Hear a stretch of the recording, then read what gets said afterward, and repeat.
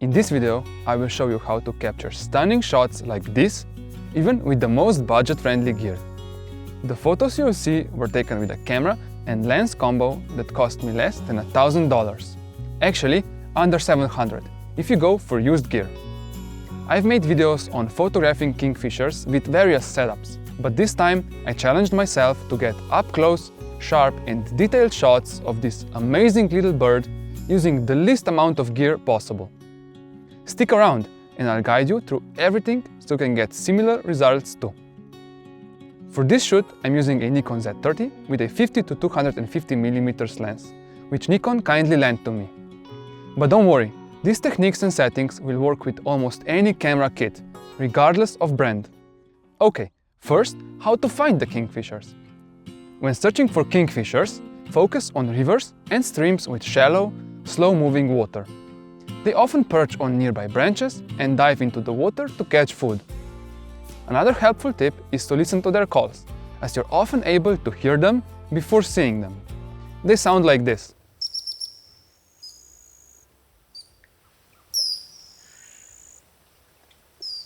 When exploring the area, look for a small blue and orange bird flying low over the water.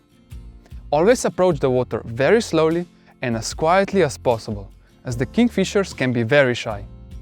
Once you've found a place where the kingfisher frequently visits the same dry branches, rocks or trees and dives for fish, you're ready to take a photo. Which gear should you use?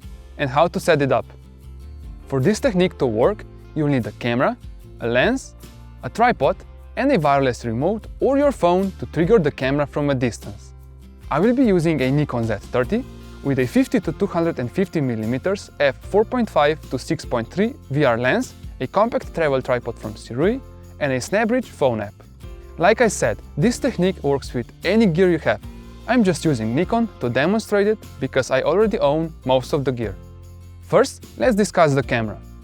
It doesn't matter whether you have an interchangeable lens camera or a compact one with a built-in lens. What's crucial is that it allows you to set a focus point, lock the focus, trigger the shutter and take a photo from a distance. Ideally, it should also be capable of taking pictures silently to avoid startling the bird. Regarding the lens, the more it zooms in and brings your subject closer, the better. Most telephoto lenses on the market will work, but if you have a choice, I recommend using a lens with at least 200mm and an f-stop of 4.5 or wider. For this type of shooting, autofocus and stabilization are not important, since the focus will be locked on a branch and the camera will be on a tripod, so stabilization won't be needed. The third essential piece of equipment is a tripod. Any tripod that can hold your camera securely will do, since we'll be setting the camera in one spot and leaving it there. Finally, you'll need a way to trigger the camera from a distance of 5 to 15 meters. There are several ways to do this, but the easiest is to use a wireless remote controller or the camera control app on your phone. Whichever method you choose, ensure it allows you to continuously capture a sequence of photos when you press and hold the shutter button.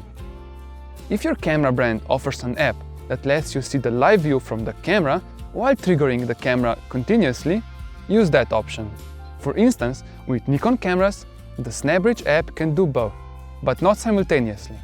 So I would prioritize the continuous shutter release over the live view. Here's a bonus tip. If your camera can be powered through a USB port or using a dummy battery, consider using a small power bank. You can hang it on a tripod to provide continuous power to the camera. Since you might be waiting anywhere from 30 minutes to several hours with your camera turned on the whole time, the battery could drain quickly. Using a power bank will ensure your camera has enough power for the entire session. Now, let me walk you through the setup process. I'll assume you've already found a good spot where the kingfishers frequently hunt and you know where to position the camera to keep the bird in frame. First, set your camera on the tripod, ensuring that the tripod is level and the camera is balanced. You don't want the wind tipping it over. Next, choose where to place the camera. Pay attention to the background behind the branch. Avoid placing the camera too close to the branch as it might appear suspicious to the bird. I usually position the camera about 5 meters away, but in this case, The vegetation here allows me to hide it about 2 or 3 meters away. Aim the camera at the branch, centering the top of the branch in the middle of the frame. I recommend leaving some space around it. Don't zoom in all the way to get the bird perfectly in the frame, since you can't predict exactly where it will perch or which direction it will face.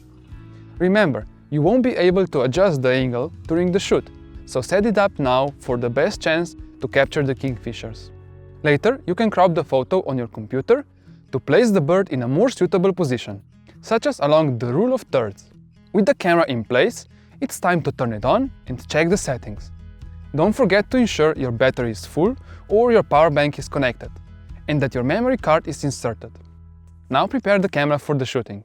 Focus the lens on the top of the branch where the bird is likely to perch, then lock the focus. You don't want it to change while the kingfisher is there. While you're at it, also disable the stabilization. Other settings are optional, depending on your camera's capabilities. If possible, set the aperture to f/5.6.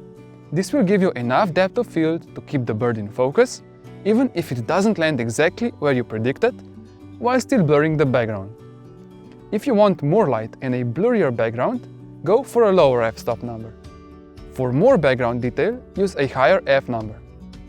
I will be using an aperture of 6.3 because this is the widest you can go with this lens at 250 mm. Set the shutter speed to around 1/500th of a second. This speed is good for freezing the motion of the bird on the branch, as it won't be moving much. If you notice any motion blur, increase the shutter speed. If the bird isn't moving much, you can decrease it. If your camera allows, set the ISO to auto, so the camera can adjust the sensitivity to maintain correct exposure even as the light changes. Finally, set your camera to continuous shooting mode. Different brands may call this by different names, so look for a setting that lets you take a series of photos when you press the shutter. Also, switch the camera to silent mode to avoid making any noise that could scare away the bird when it lands on the branch. Lastly, connect the remote shutter or the phone app to the camera and test that your connection works properly. Now you can use a camouflage net or some branches and leaves to hide the camera so that the kingfisher won't notice it. How do I take the photos? All the gear is now ready. Hide yourself far enough from the camera that the kingfisher won't notice you, and wait for it to show up. Stay quiet and still, and be careful not to miss it. When you spot it flying towards the camera, start taking photos right away. Kingfishers fly very fast, and if there's some delay between you pressing the shutter and the camera taking a photo, you might miss it. Of course, you can wait for it to land on the branch and then take a photo, but if you trigger the camera a few seconds before that, you have a chance to capture it while landing as well.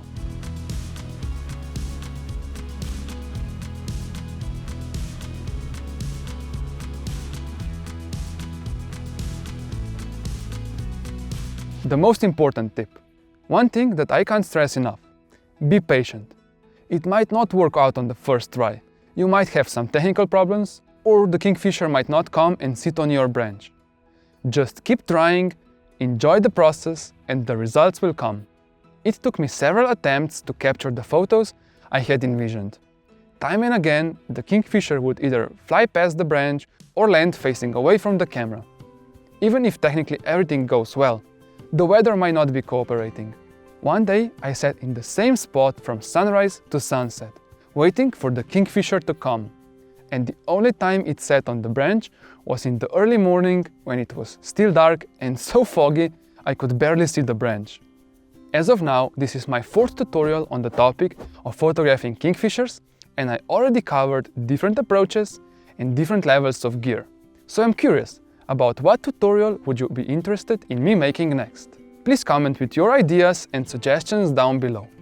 If you've got some more expensive gear or want to further improve your approach, I already have a few videos on my channel that you will enjoy. See you over there! Cheers!